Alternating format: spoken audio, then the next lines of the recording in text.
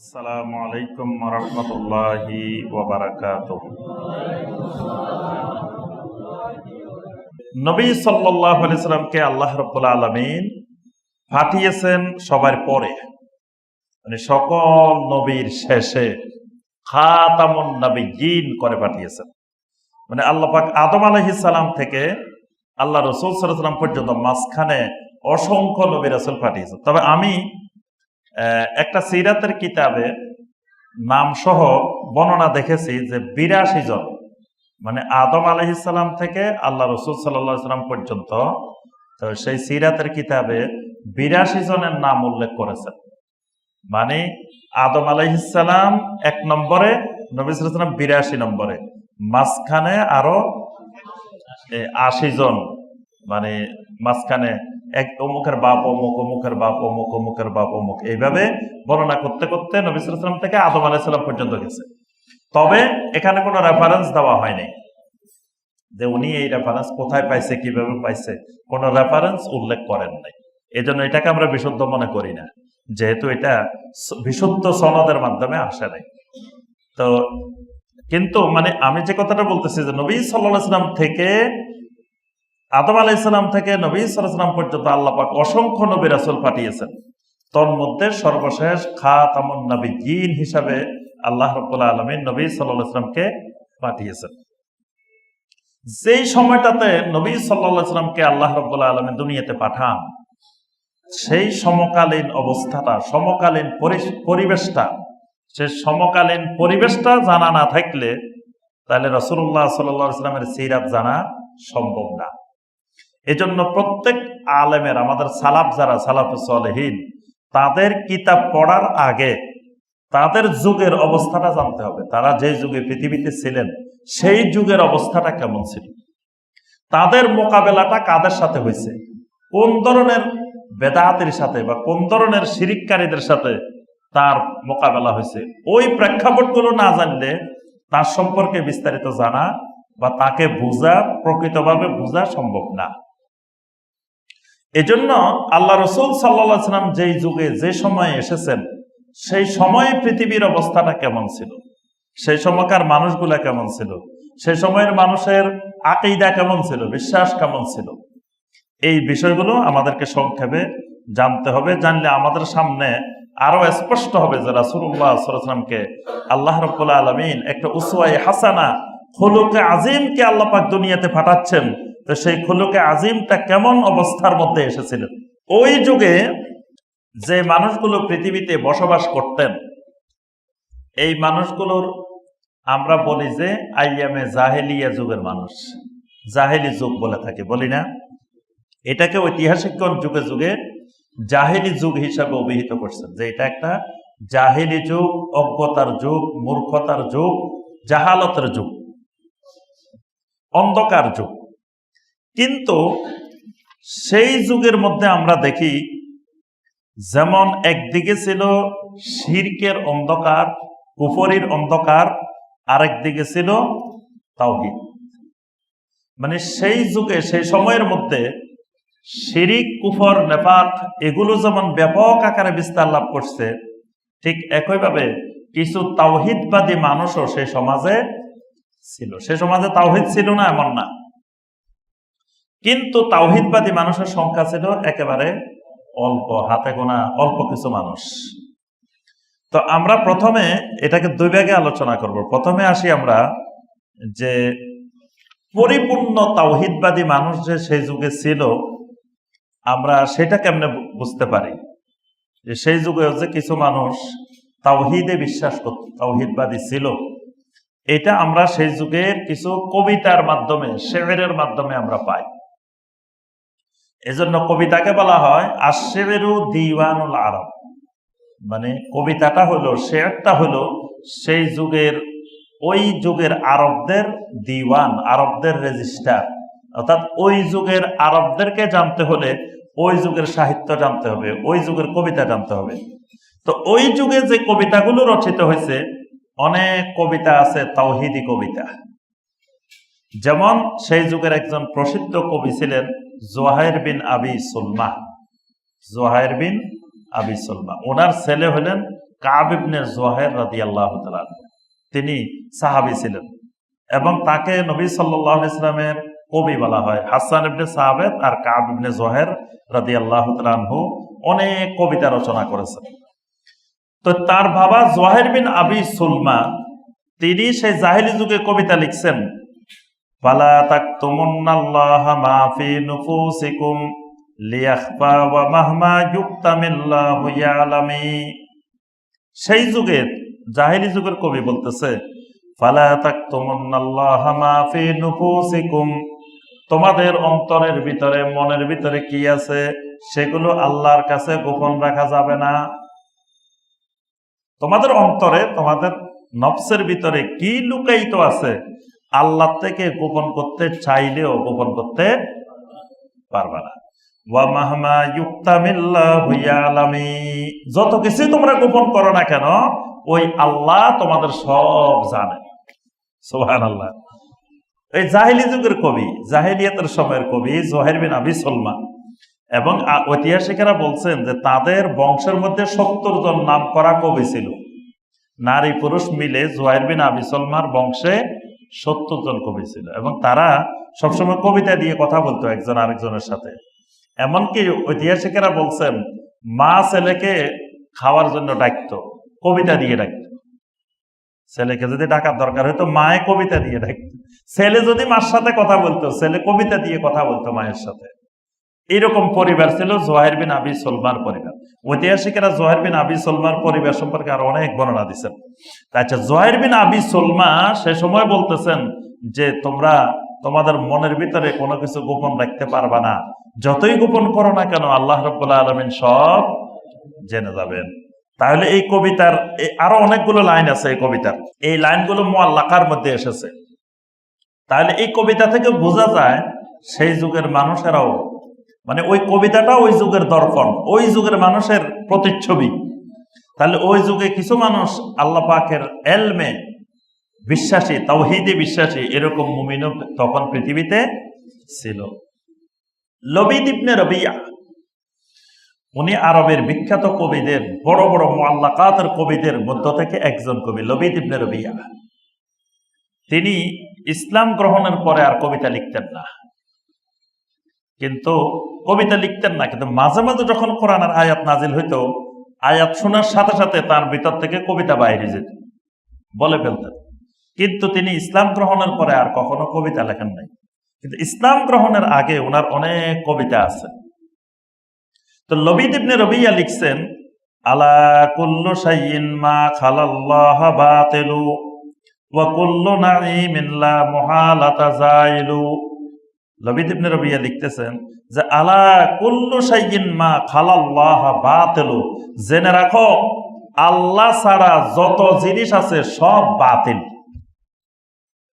ওয়া কুল্লু নাঈমিন লা মুহালাতা যাইলু, যত নিয়ামত তোমাদের আছে সব নিয়ামত একদিন ধ্বংস হয়ে যাবে, বিলুপ্ত হয়ে যাবে।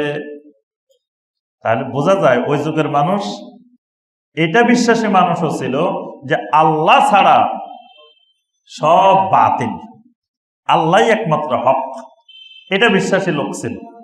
এবং তারা বিশ্বাস করত ওয়া কুল্লু নাঈমিন লা মুহালাতা যাইলু, যে আল্লাহ তোমাকে যে নিয়ামত দিয়েছেন এই নিয়ামতগুলো স্থায়ী থাকবে না, একসময় সেগুলা বিলুপ্ত হয়ে যাবে।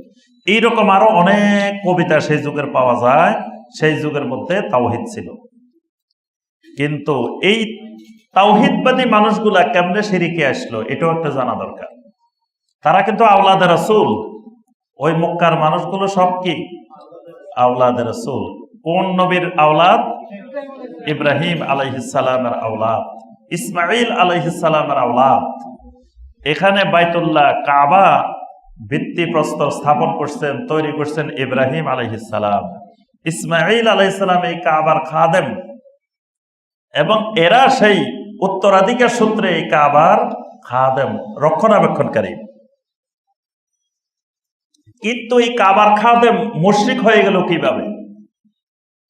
এই নবীর ওয়ারিস, নবীর বংশধর, এবং কোন নবী? যিনি ইমামুল হুনাফা, যিনি ইমামুত তাওহীদ, এরকম নবী ইব্রাহিম আলাইহিস সালামের বংশের মানুষ। সেই বংশের মানুষ সারা জীবন ইব্রাহিম আলাইহিস সালাম শিরকের বিরুদ্ধে সংগ্রাম করলেন, তার বংশের লোকেরাই পরবর্তীতে সব বড় বড় মুশরিক হয়ে গেছে। এই মুশরিকটা হইল কেমনে সেখানকার মানুষ?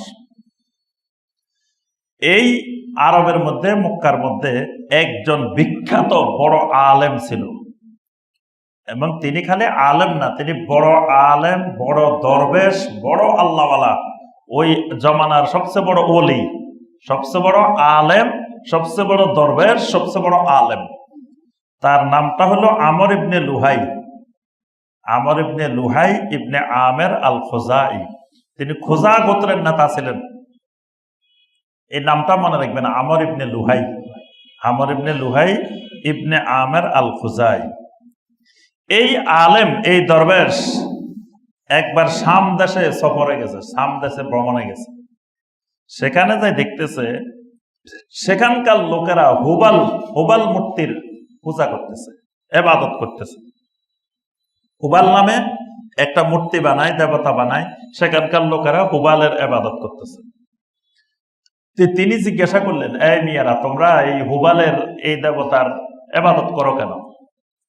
তো শামের লোকেরা, শামের আল বালকা এলাকা আছে একটা, ওই এলাকা, তখন তারা বলল যে শোনো, যখন আমাদের বৃষ্টি হয় না, এই দেবতার কাছে যখন বৃষ্টি চাই তখন আমাদের বৃষ্টি হয়। আমরা যখন অভাব অনটনে কষ্ট করি, এই দেবতার কাছে চাইলে আমাদের অভাব অনটন দূর হয়ে যায়। এইভাবে আমরা যে কোনো সমস্যায় পড়লে আমাদের এই হুবালের কাছে চাইলে আমাদের সব সমস্যা সমাধান হয়ে যায়। তো তখন এই আমর ইবনে লুহাই বলতেছে, এইরকম একটা দেবতা তো আমাদেরও দরকার, আমরাও তো অনেক সমস্যা আছে মক্কাতে, তাহলে এরকম একটা দেবতা পাইলে আমরা যা চামো তা পাওয়া যাবে, তো সুবিধা। এই লোকে ওই শাম দেশের লোকদেরকে বলল যে তোমরা আমাকে একটা হুবাল মূর্তির ব্যবস্থা করে দাও। তো তারা একটা হুবাল মূর্তি দিছে। এই লোকে সুন্দর করে হুবাল মূর্তি এটা শাম দেশ থেকে মক্কা মুকাররমায় নিয়ে আসছে। আনার পরে প্রথমে কিছু মানুষ এটার বিরুদ্ধে প্রতিবাদ করে উঠছে, মিয়া আমরা যে মূর্তি এখান থেকে বিতাড়িত করলাম, আমরা তাওহীদি এলাকা, আমরা ইব্রাহিমের বংশধর, তাওহীদের ভিতরে তুমি শিরক আনছ। আর গুলা কয়, মিয়া এত বড় আলেম, উনি বুঝে না, তুমি নি বুঝো, তোমরা কিছু আসতো ফেতনা সৃষ্টি করতে এখানে। উনি আমাদের সবচেয়ে বড় পীর সাহেব, সবচেয়ে বড় দরবেশ, সবচেয়ে বড় আলেম, উনি বলতেছে এটার ইবাদত করলে, এটার পূজা করলে উপকার পাওয়া যাবে। তুমি কি জানো? তোমরা কি জানো? তোমরা কিছু যুবক ফেতনা সৃষ্টি করতে আসছো এখানে। তাহলে দেখেন, এই শিরিকের উৎপত্তিটা, এই মক্কার মধ্যে শিরিক ঢুকছে কার হাত ধরে? বড় আলেম, ওই জামানার সবচেয়ে বড় আলেমের হাত ধরে তাওহীদের নগরীতে, তাওহীদের এলাকায় শিরিক ঢুকছে। এই ক্রমধারায় আজও পৃথিবীতে যত শিরিক ঢুকে ইসলামে, যত বেদাত ঢুকে, এই ওলামায়ে কেরামের হাত ধরে ঢুকে। আর যখন সাধারণ মানুষ শিরিকের বিরুদ্ধে কথা বলে, বেদাতের বিরুদ্ধে কথা বলে, কয় মিয়া তোমরা কি বুঝো? তোমরা কয় বছর মাদ্রাসায় পড়ছো? তোমরা কি বুঝো? আমাদের ইমাম সাহেব বেশি বুঝে না, তোমরা বেশি বুঝো। আমাদের পীর সাহেব বেশি বুঝে না, তোমরা বেশি বুঝো। বলে না? কয় ফেতনা সৃষ্টি করতেছো এখানে। মানে শিরিক হলো ফেতনা। তারা শিরিক করতেছে, ফেতনায় নিমজ্জিত। যখন ফেতনা দূর করার জন্য বলবেন, কয় মিয়া ফেতনা সৃষ্টি করিও না, মানে তাদের এটা ফেতনা না। আপনি যে শিরিক দূর করতে চাইতেছেন এটা ফেতনা। বেদাত করতেছে এটা ফেতনা, কিন্তু যখন আপনি বেদাতের বিরুদ্ধে বলবেন তখন বলবে যে মিয়া ফেতনা সৃষ্টি করিও না। এই জন্য এই ইতিহাস জানা থাকলে আমার আপনার তাওহীদের উপরে টিকে থাকা সহজ। এই কথাটা, আমি যে কথাটা বললাম, এই কথাটা যত সিরাতের কিতাব আছে প্রত্যেক সিরাতের কিতাবে পাইবেন। এমন কোন সিরাতের কিতাব পৃথিবীতে রচিত হয় নাই যেখানে এই ঘটনাটা নাই, আমর ইবনে লুহাইয়ের বর্ণনা নাই। এমনকি আমর ইবনে লুহাইয়ের বর্ণনা হাদিসের মধ্যেও এসেছে। আমর ইবনে লুহাই আল খুজাই, এবং এই লোক যে সবচাইতে বড় আলেম, বড় দরবেশ, বড় বুজুর্গ ওই জামানার, এই ব্যাপারেও কারো কোনো দ্বিমত নেই। তার হাত ধরে শিরিক ঢুকছে মক্কা মুকাররমায়। তাহলে বড় আলেম হয়ে গেলে যে তিনি শিরিক মুক্ত হয়ে গেলেন তা না, তিনি বেদাত মুক্ত হয়ে গেলেন তা না। বড় আলেম বড় শিরিককারীও হতে পারে, বড় আলেম বড় বেদাতকারীও হতে পারে। এজন্য এই ইতিহাস, এই সিরাত জানা থাকতে হবে যে মক্কা মুকাররমায় ইব্রাহিমের দেশে, ইসমাইলের দেশে, ইব্রাহিমের নগরীতে বাইতুল্লাহর মধ্যে 360 মূর্তি ঢুকে গেল। কার হাত ধরে ঢুকছে? কোন খারাপ মানুষের হাত ধরে ঢুকে নাই, সব ঢুকছে আলেম ওলামার হাত ধরে, ওই জামানার বড় বড় আলেমদের হাত ধরে। আচ্ছা, আমর ইবনে লুহাই আল খুজাই যখন এই হুবল আনছে, তো হুবল আনার পরে প্রথমে বেশি সুবিধা করতে পারে না, কিছুদিন হুবলকে তার বাড়িতে, নিজের বাড়িতে রাখছে। তারপরে হজের মৌসুম যখন আসছে, তখন সে এই সারা দুনিয়ার মানুষ যখন হজ করতে গেছে, তখন এই আমর ইবনে লুহাই আল খুজাই দাঁড়ায় দাঁড়ায় হুবল মূর্তি সাথে নিয়ে এটার প্রচার প্রসার করতেছে, বলতেছে ভাইয়েরা যাওয়ার সময় একটা একটা হুবল মূর্তি নিয়ে যাবেন, এটা আপনাদের এই উপকার করবো, এই উপকার করবো, এই উপকার করবো। এবার দেখেন, যখন গোমরাহির দরজা খুলে যায়, দলালার দরজা খুলে যায়, এক দরজা খুললে এবার হাজারো দরজা খুলে যাবে, আর বন্ধ হবে না। ওই সময়কার কিছু জিন, সিরাতের কিতাবে লেখা হয়েছে, ওই সময়কার কিছু জিন, সেই নূহ আলাইহিস সালামের যুগে 5টা বড় বড় মূর্তি ছিল। কোরআনে কারিমে আল্লাহ পাক এগুলোর নাম বলছেন, ওয়াদ, সুয়া, ইয়াগুস, ইয়াউক, নাসার।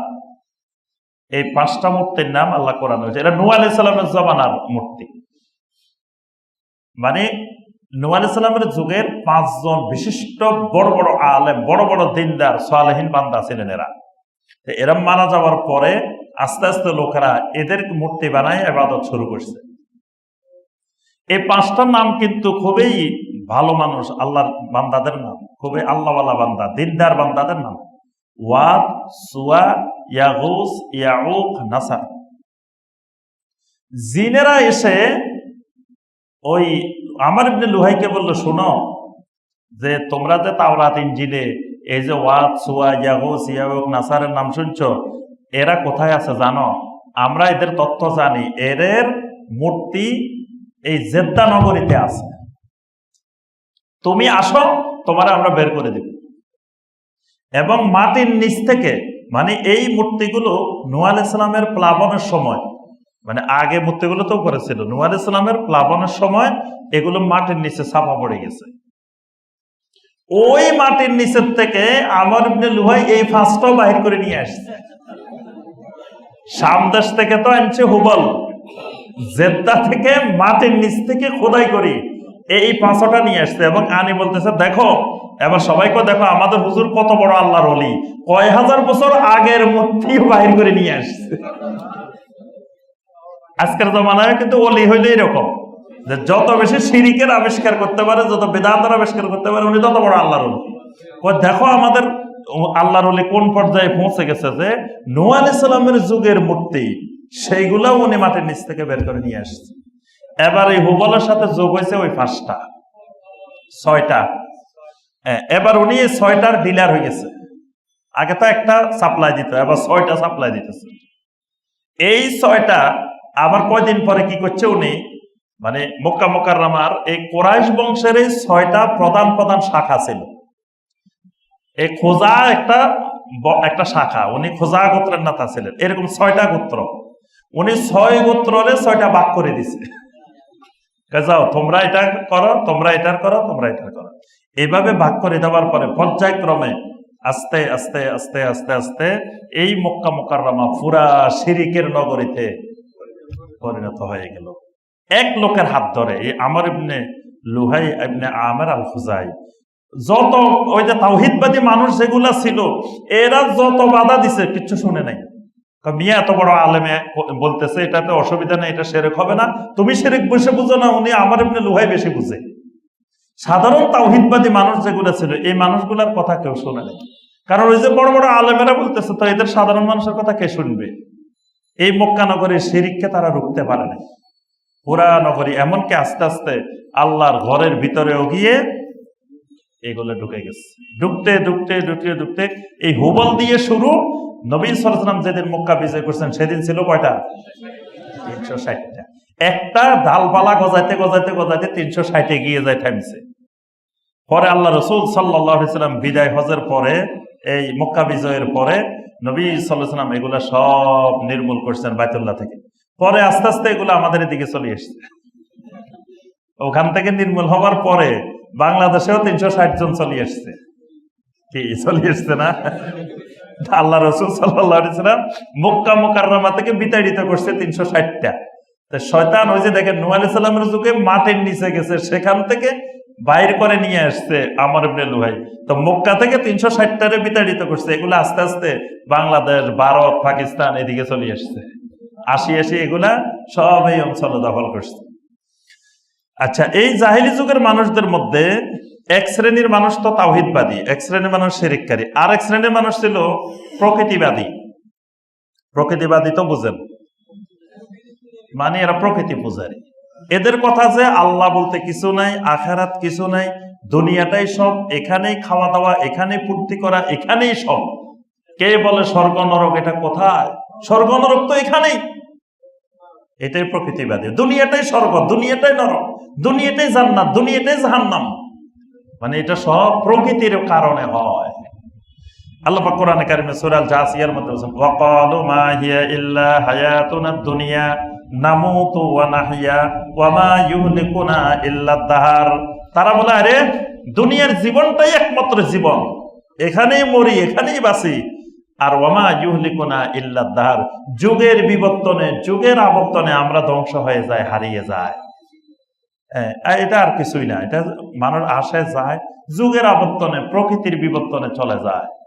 এখানে কোনো হিসাব নিকাশ কিছুর দরকার নেই। দুনিয়াতে যা খাইতে পারো, ফুর্তি করতে পারো, আনন্দ করতে পারো, এটাই। এরা হলো প্রকৃতিবাদী, প্রকৃতি পূজারী। খাও দাও, ফুর্তি করো। এটা সেই ওই জাহেলি যুগেও ছিল এরকম মানুষ। আচ্ছা, আরেক শ্রেণীর মানুষ মুশরিকেরা, তাদের কাছে বড় আজব লাগতো যে তাওহীদবাদী মুমিনেরা যখন বলতো যে একমাত্র আল্লাহর গোলামি করো, আর কোনো মাবুদের গোলামি করা যাবে না, এটা ছিল তাদের কাছে সবচেয়ে আজব বিষয়। সূরা সুআদের 5 নম্বর আয়াতে আল্লাহ পাক বলছেন, আজআলাল আলিহাতা ইলাহান ওয়াহিদা ইন্না হাযা লাশাইউন উজাব। সব মাবুদ বাদ দিয়ে এক মাবুদের ইবাদত করব, এটা তো সবচেয়ে আজব কথা, আশ্চর্যজনক কথা। আচ্ছা, আরেক শ্রেণীর লোক ছিল, সূরা লোকমানের 21 নম্বর আয়াতে আল্লাহ পাক বর্ণনা করেছেন। কোরআনে কারিমে আল্লাহ পাক ওই জাহেলিয়াতের চিত্র, সেই যুগের মানুষের চিত্রগুলো কোরআনে কারিমে আল্লাহ পাক তুলে ধরছে। আরেক শ্রেণীর লোক ছিল, এদেরকে যত বলা হয়তো ভাই তাওহীদের দিকে আসো, তাওহীদের দিকে আসো, এদের উত্তর ছিল একটা, ওয়া ইযা কিলা লাহুম ইত্তাবিউ মা আনজালাল্লাহু ক্বালু বাল নাত্তাবিউ মা ওয়াজাদনা আলাইহি আবাআনা। এক শ্রেণী ছিল প্রকৃতি পূজারী, আরেক শ্রেণী ছিল অসংখ্য মাবুদের পূজারী, আরেক শ্রেণী ছিল এদেরকে যত বোঝানো হইতো এরা কত না, বাল নাত্তাবিউ মা ওয়াজাদনা আলাইহি আবাআনা, আমাদের বাপ দাদারা যা করে গেছে এটা ছাড়া যাবে না। এই মানুষও জাহেলি যুগে ছিল অসংখ্য, সব আছে এখানে। এইগুলা যা জাহেলি যুগে ছিল, এখনো আরেক জাহেলিয়াতের মধ্যে আমরা আছি। এই জাহেলিয়াতের মধ্যে সব আছে, বরং ওই যুগের চেয়ে আরো ভয়ঙ্কর ভয়ঙ্কর আছে। ওই যুগের গুলো আরো ভালো মুশরিক ছিল, সেই যুগের চেয়ে আরো ভয়াবহ মুশরিক আমরা যে সমাজে, যে যুগে যেখানে আছি। এদেরকে যত বলা হয়তো ভাই তাওহীদের দিকে আসো, ভাই এটা করো, না তুমি যা বলো, আমাদের বাপ দাদারা যা করে গেছে এটা ছাড়া যাবে না। এরা ছিল বাপ দাদার পূজারী, কেউ প্রকৃতি পূজারী, কেউ অসংখ্য মাবুদের পূজারী, কেউ বাপ দাদার পূজারী। বাপ দাদাই তার দলিল, এইটা বাপ দাদা করছে, এটা ছাড়া যাবে না কোনো অবস্থায়। আচ্ছা, আবার এক শ্রেণী ছিল মাঝে মাঝে কিছু আল্লাহর ইবাদত করতো, মাঝে মাঝে শিরকও করতো, দুইটা মিলে। এরকম মানুষও ছিল।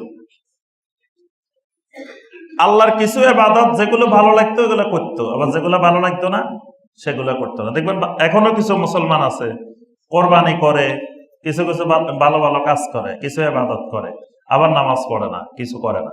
অর্থাৎ যেটার মধ্যে দুনিয়াবি কোনো স্বার্থ পাওয়া যায় সেই ইবাদত গুলা করে, যেগুলোতে স্বার্থ নেই সেগুলো করে না। কোরবানি করলে গোশতটা পাওয়া যায়, যদি গোশত না পাওয়া যায় তো দেখতেন যে অনেক কমে যেত। যদি বলা হয়তো কোরবানি করে, এক টুকরা গোশত তোমরা কোরবানি দাতা খাইতে পারবে না, সব আল্লাহ রাস্তা দিয়ে দিবা, তাহলে দেখতেন কোরবানিকারীর সংখ্যা অনেক কমে যেত। এখন যখন খাইতে পারে, এখন নামাজ পড়ে না কিন্তু কোরবানি করে, দ্বীনের অন্য কোনো বিধান নাই কিন্তু করে। আচ্ছা, বিবাহ ইসলামের একটা বিধান, দেখবেন নামাজ পড়ে না, শরীয়তের কোনো বিধিবিধান, কিন্তু বিয়েটা ঠিক মতো করে। কারণ কি, বিয়ের মাধ্যমে দুনিয়াবি কিছু ফায়দা আছে, এই জন্য এই ইবাদত করে। এরকম আরো কিছু কিছু ইবাদত আছে যেগুলোতে দুনিয়াবি কিছু ফায়দা পাওয়া যায়, ওই ইবাদত গুলা করে। কিন্তু যেগুলোতে কোনো ফায়দা নাই, যেমন নামাজ পড়তে আসছে, এত কি ফায়দা? কেউ টাকা পয়সাও দেয় না, কিচ্ছু করে না, সময় ব্যয় হয়, এই ইবাদতে নাই। আজকে এখানে সিরাতের আলোচনা হইতেছে, এখানে খাওয়াইবেও না, টাকাও দিবে না, কিচ্ছু দিবে না, তো এখানে আসে কি লাভ? এখানে সময় দিবে না। এই জন্য ওই যুগেরও কিছু মানুষ ছিল, কিছু আল্লাহর ইবাদত করতো, কিছু আবার জাহেলিয়াতের সাথে ছিল। যেমন সূরা আল আনফালের 32 নম্বর আয়াতে আল্লাহ পাক বলছেন, ওয়া ইয ক্বালুল্লাহুম্মা ইন কানা হাযা হুয়াল হাক্কা মিন ইনদিক ফাআমতির আলাইনা হিজারাতাম মিনাস সামা।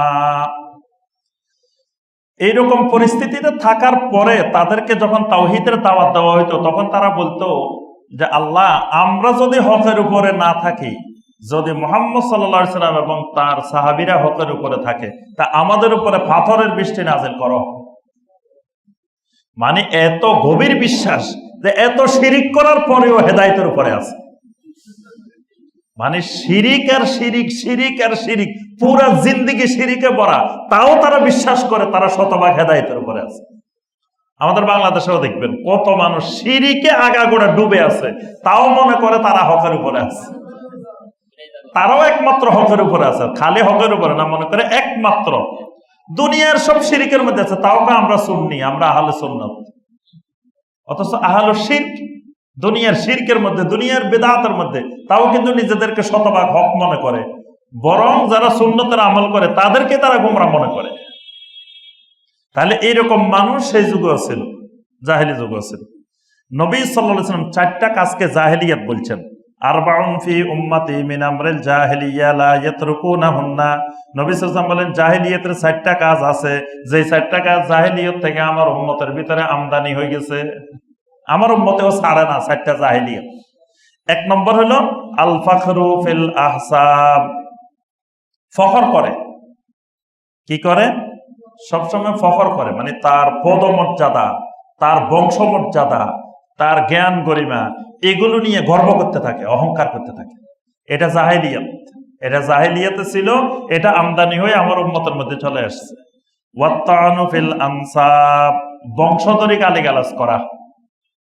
বংশধরে, ও এগুলো বুঝছি, ওই যে চৌকিদার বংশের, তার পুরা বংশধরে। ও এই যে খারাপ কাজ করছে, এর বাড়ি কোথায় জানেন তো? বরিশাল্লা, বরিশাল ধরে গালিগালাজ। ও বুঝছি বুঝছি, ওর বাড়ি কোথায়? ও এটা নোয়াখাইলা। এর বাড়ি কোথায়? ও বুঝছি, এটা সিটাইঙ্গা। এই যে এলাকা ধরে, অঞ্চল ধরে, বংশ ধরে গালিগালাজ করা, এটা হলো জাহেলিয়াত। এই এলাকার মানুষ সব খারাপ, ওই দিকের মানুষ যা আছে, এটা জাহেলিয়াত। কোন এলাকার মানুষ সব ভালো না, সব খারাপ না। আল্লাহর জমিনে যত এলাকা আছে, সব এলাকায় ভালো মানুষও আছে, খারাপ মানুষও আছে। মক্কা মুকাররমায় নবী সাল্লাল্লাহু আলাইহি সাল্লামের জন্ম, নবী সাল্লাল্লাহু আলাইহি সাল্লামেরও এলাকা, আবু জাহেলেরও এলাকা। মদিনা মুনাওয়ারায় নবী সাল্লাল্লাহু আলাইহি সাল্লামেরও এলাকা, আব্দুল্লাহ বিন উবাইরও এলাকা।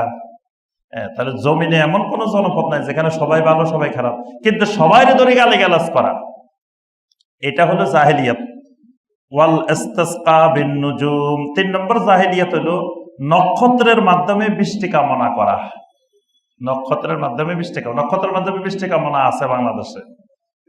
কিরকম দেখবেন, ওই যে পঞ্জিকা আছে, পঞ্জিকা আছে না, পঞ্জিকার মধ্যে কোন তিথিতে, কোন সময়ে, কোন নক্ষত্রের কোথায় অবস্থান, কোথায় কি হয়, কখন বৃষ্টি হবে, কখন না হবে, এরকম সব লেখা আছে। এটা জাহেলিয়াত। ওয়া নিয়াহা, নিয়াহা এটাও জাহেলিয়াত। নিয়াহা হলো মানুষ মারা গেলে বিলাপ করে কান্নাকাটি করা, 7 দিনের দিন খানার আয়োজন করা, 40 দিনে খানার আয়োজন করা। খানার আয়োজন হয় কি আনন্দে না দুঃখে? জি, তো মানুষ মরে গেলে আনন্দ না দুঃখ? কিন্তু দেখবেন জমজমাট করে খানার আয়োজন।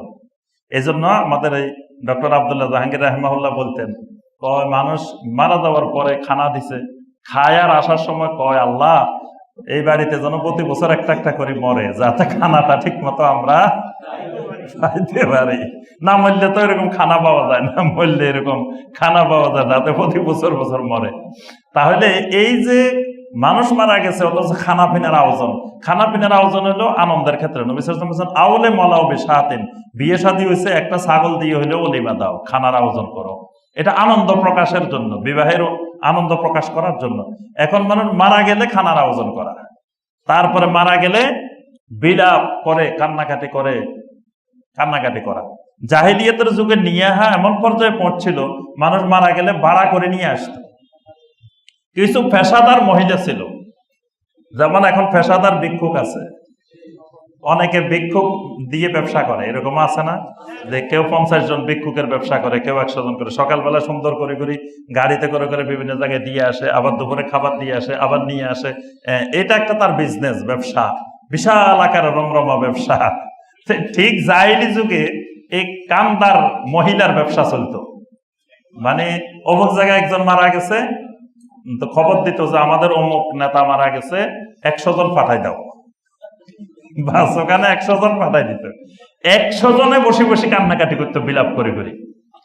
আর পাশের বাড়ির এরা কয়, মিয়া হেরে দেশে আমরা কম নাকি, হেরা 100 জনে কাঁদছে, এরা কত দেয় 150 জন পাঠাই দাও আমাদের এখানে। এদের এখানে 150 জন পাঠাই দিত।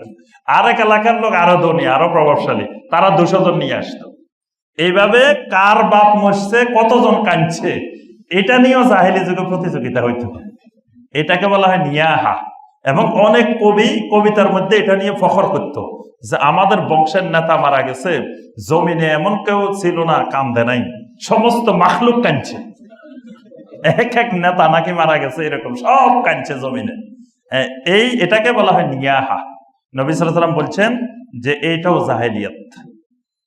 আচ্ছা, এরপরে আপনার কিছু মানুষ ছিল, তারা জাহেলিয়াতের যুগে ইবাদতে পরিবর্তন ঘটাইতো। মানে ইব্রাহিম আলাইহিস সালামের রেখে যাওয়া ইবাদত গুলোকে তারা বিকৃত করত। যেমন হজ রাখছে তারা ঠিক মতো, কিন্তু হজের সিস্টেমের মধ্যে বিকৃতি ঘটাইছে। তারা তাওয়াফ করতো, কিন্তু তাওয়াফটা করতো কেমনে, হারামের সীমানার বাইরে কাপড় চোপড় খুলিয়ে আসতো। পুরুষেরা কিচ্ছু পড়তে পারবে না, নারীরা একটু পড়তে পারবো সামান্য, তবে পুরুষ নারী একসাথে তারা তাওয়াফ করতো না। নারীরা করতো রাত্রে, পুরুষেরা করতো দিনে, ভাগ করে নিছে যে পুরুষেরা দিনের বেলায় করবো, নারীরা রাত্রে করবো। তবে কেউ কাপড় চোপড় নিয়ে করতে পারবে না, নারীরা সামান্য একটু করতে পারবে, পুরুষেরা কোনো কাপড়েই করতে পারবে না, নিজেরা চালু করে নিছে।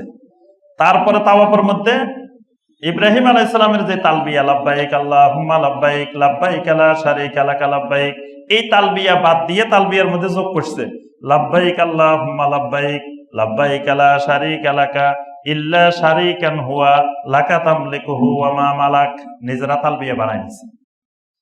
আচ্ছা, এরপরে তারা আরাফাতের ময়দানে যাইতো না হজ করতে গেলে, মুজদালিফা পর্যন্ত যাই চলে আসতো, কারণ আরাফাতটা একটু দূরে। এখন না আমরা গাড়িতে করে যাই, গাড়িতে করে আসে, তখন তো আর এই গাড়ি টাড়ির ব্যবস্থা ছিল না, যাওয়া আসা একটু কষ্ট ছিল। তো তারা কয় না, আরাফার ময়দান পর্যন্ত যাওয়া দরকার নাই, ওই মুজদালিফা থেকে চলে আসলে হজ হয়ে যাবে। আল্লাহ পাক সূরা আল বাকারার 199 নম্বর আয়াত নাযিল করে বলছেন, সুম্মা আফিদু মিন হাইসু আফাদান নাস, তোমরা ওই এখানে আরাফাতের ময়দান থেকে প্রত্যাবর্তন করো, সেখান থেকে এসে তারপরে তাওয়াফ করো। এই তাওয়াফকে এই জন্য বলা হয় তাওয়াফে ইফাদা, মানে আরাফাতের ময়দান থেকে এসে তাওয়াফ করা। আচ্ছা, এরপরে তারা কোনো কাজে, গুরুত্বপূর্ণ কাজে বাহির হয়েছে, বাহির হওয়ার পরে কাজটা সফল হয় নাই, তো সফল না হওয়ার পরে ঘরের সামনে দিয়ে না আসি, ঘরের পিছনে দিয়ে ঢুকতো। এটাও তাদের একটা বড় কুসংস্কার ছিল। এইভাবে অসংখ্য কুসংস্কারের মধ্যে তারা নিমজ্জিত হয়ে গেছে। অর্থাৎ তারা একেবারে অন্ধকারের সর্বশেষ সীমায়, আল্লাহ পাক বলছেন সাফা হুফরাতিম মিনান নার, জাহান্নামের একেবারে গর্তের কিনারায় পৌঁছে গেছে, এখান থেকে ধাক্কা দিলে পড়ে যাবে, এরকম পরিস্থিতিতে পৌঁছে গেছে। তখনই আল্লাহ রাব্বুল আলামিন এই উসওয়ায়ে হাসানা দিয়ে আল্লাহ রাব্বুল আলামিন নবী সাল্লাল্লাহু আলাইহি সাল্লামকে পৃথিবীতে পাঠাইলেন। এটা ছিল নবী সাল্লাল্লাহু আলাইহি সাল্লামের আগমনের সমকালীন অবস্থা, সমকালীন প্রেক্ষাপট। আল্লাহ রাব্বুল আলামিন আমাদের সবাইকে নবী সাল্লাল্লাহু আলাইহি সাল্লামের আদর্শের আলোকে, সিরাতের আলোকে জীবন গড়ার তৌফিক দান করুন। আল্লাহ রাব্বুল আলামিন আমাদের সবাইকে সুন্নত নববীর আলোকে আমাদের জীবন গড়ার তৌফিক দান করুন। সিরাতকে গভীরভাবে জানার, বোঝার, আমল করার তৌফিক দান করুন। আমিন ইয়া রাব্বাল আলামিন। আমাদের এই সিরাতে রহমতুল লিল আলামিন প্রোগ্রাম ইনশাআল্লাহ ধারাবাহিক চলবে। আমরা আগেই আমাদের ফেসবুকে ইনশাল্লাহ জানিয়ে দিব, আপনারা ওই আলোকে ইনশাল্লাহ উপস্থিত হবেন। আর আমাদের এই সিরাতের প্রোগ্রাম আয়োজনের জন্য আলহামদুলিল্লাহ আমাদের অনেক ভাই নিরলস প্রচেষ্টা চালিয়েছেন। দেখেন যে সুন্দর করে যে আজকে আমরা পিছনে আয়োজন দেখতেছেন, এটাকে এমনি এমনি আসছে, এটা দীর্ঘ অনেক দিন ধরে এটার পিছনে শ্রম দেওয়া হয়েছে। অনেক ভাই এটা নিয়ে গবেষণা করছেন কিভাবে এটাকে সুন্দর করা যায়। তারপরে এই যে টেবিল চেয়ার সার্বিক ব্যবস্থাপনা সবকিছু, এগুলোর জন্য অনেক ভাই দিন রাত পরিশ্রম করছেন। আল্লাহ রাব্বুল আলামিন তাদেরকে সঠিক জায়গায় খায়ের দান করুক। আল্লাহ রাব্বুল আলামিন সবচেয়ে বড় নিয়ামত, কিয়ামতের দিন আল্লাহ রাব্বুল আলামিন যেন আমাদেরকে রাসূলুল্লাহ সাল্লাল্লাহু আলাইহি ওয়াসাল্লামের সাথে থাকার, রাসূলুল্লাহ সাল্লাল্লাহু আলাইহি ওয়াসাল্লামের সাথে জান্নাতে অবস্থান করার, রাসূলুল্লাহ সাল্লাল্লাহু আলাইহি ওয়াসাল্লামের শাফাআত আল্লাহ রাব্বুল আলামিন আমাদের সবাইকে নসিব করুন। আল্লাহ রাব্বুল আলামিন আমাদের সবাইকে কবুল ও মঞ্জুর করুন। আমিন ইয়া রাব্বাল আলামিন। সুবহানাকা আল্লাহুম্মা বিহামদিকা আশহাদু আল্লা ইলাহা ইল্লা আনতা আস্তাগফিরুকা। জি জি আলহামদুলিল্লাহ। আরেকটা গুরুত্বপূর্ণ বিষয় বলা হয়নি, সেটা হলো আজকে 2টা পর্বের আলোচনা হয়েছে না, এই 2টা পর্ব আপনারা ভালো করে লেখাপড়া করবেন ইনশাআল্লাহ। আগামী তাফসিরে কিন্তু এটার উপরে প্রতিযোগিতা হবে। আমি কয়েকটা প্রশ্ন জিজ্ঞাসা করব এই আজকের আলোচনার উপরে, 2 পর্বের আলোচনার উপরে। যারা পারবেন ইনশাআল্লাহ পুরস্কারের ব্যবস্থা থাকবে ইনশাআল্লাহ। সিরাত খালি এখান থেকে শুনে চলে গেলে হবে না, বাড়িতে যাই কিন্তু লেখাপড়া করতে হবে। বাংলা ভাষায় আলহামদুলিল্লাহ অনেকগুলো সুন্দর সুন্দর বর্তমানে সিরাতের বই আছে। আমাদের প্রফেসর ডক্টর আসাদুল্লাহ আল গালিব হাফেজাউল্লাহ, তার একটা সুন্দর বাংলা ভাষায় সিরাতের কিতাব আছে, রাসূল সাল্লাল্লাহু আলাইহি ওয়াসাল্লামের জীবনে নবীদের কাহিনী 3 পর্ব। 3য় পর্বটাই হলো সিরাতুর রাসূল সাল্লাল্লাহু আলাইহি ওয়াসাল্লাম। এই বইটা যারা পারেন কিনে নেবেন। আরো অনেকগুলো আর রাহিক আল মাখতুম আছে, যার রাহিক আল মাখতুম এটা আরবিটার বাংলাও আছে। এখানে নবী সাল্লাল্লাহু আলাইহি ওয়াসাল্লামের সুন্দর জীবনী আলোচনা আছে। এগুলো থেকে পড়ার শোনার জানার চেষ্টা করবেন। আল্লাহ পাক আমাদের সবাইকে তৌফিক দান।